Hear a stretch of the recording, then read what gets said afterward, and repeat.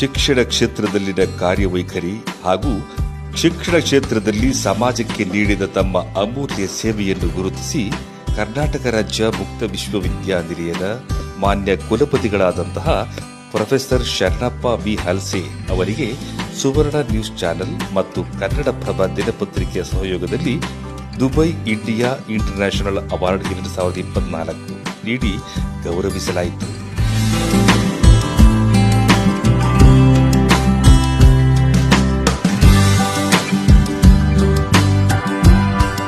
ಈ ಶುಭ ಸಂದರ್ಭದಲ್ಲಿ ವ್ಯವಸ್ಥಾಪನಾ ಮಂಡಳಿ ಸದಸ್ಯರುಗಳು, ಶಾಸನಬದ್ಧ ಅಧಿಕಾರಿಗಳು, ಬೋಧಕ ಮತ್ತು ಬೋಧಕೇತರ ಸಿಬ್ಬಂದಿ ವರ್ಗದವರು ಶುಭಾಶಯ ಕೋರುತ್ತಿದ್ದೇವೆ.